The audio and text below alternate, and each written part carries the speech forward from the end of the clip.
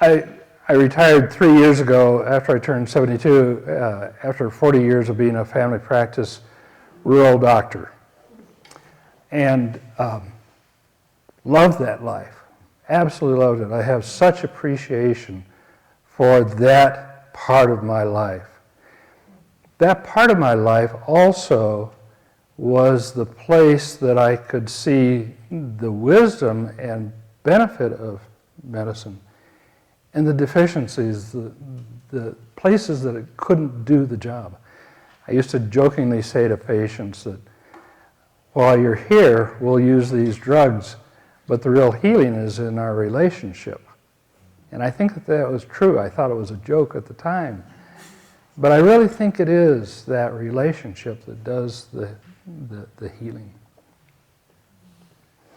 Through the years, what I have learned is also that a lot of healthcare practitioners, maybe 40% at any one time, are in burnout. And it's real hard to help patients when you're in burnout because the burnout comes through more than the medicine. So one of my motivations is to not only help people with medicine, but also to help practitioners, any form of healthcare practitioner, with their own health. So a year and a half ago, I'd been wanting to learn Qigong for 25 years or more, but where we lived there was no master, and what I learned, and it took retirement to give me the time to do it.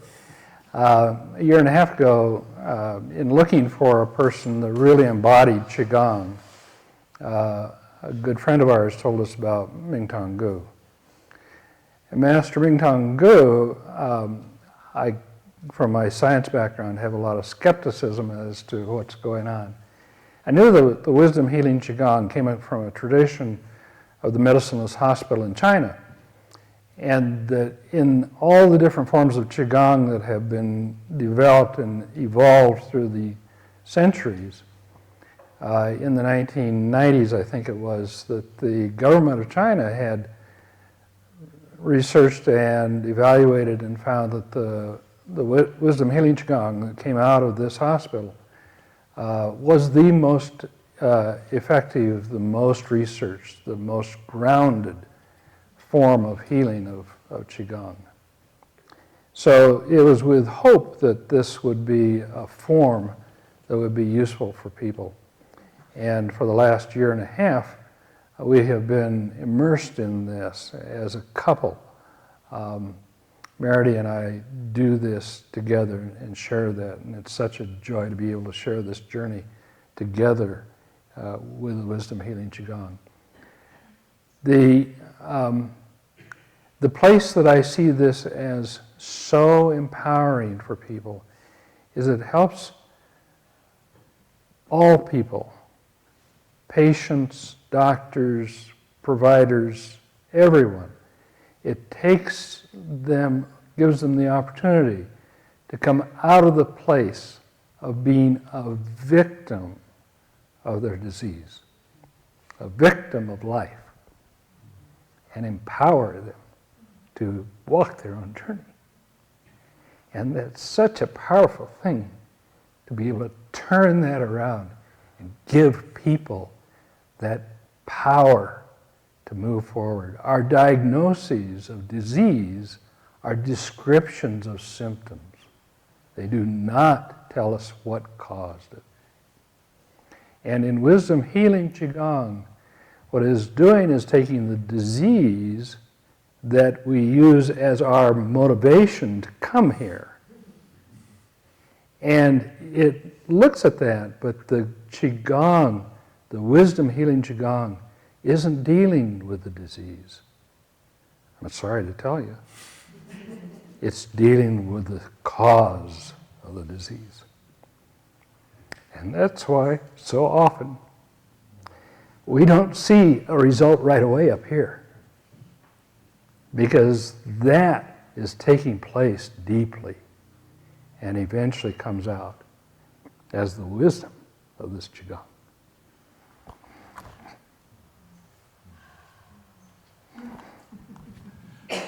Ron, what's your personal reason being so merged in Qigong, even become certified teacher? The personal reason is after all the years of working to help others, and for 40 years I was the guy in the emergency room that never had the need to cry because I held everybody else. And what I know now is that the emotions are the language of the body. And the history of all of my experiences are in my body. And I didn't have emotions. I had love and all those things. But the emotions that got stuck all those years come out. I can't control it anymore.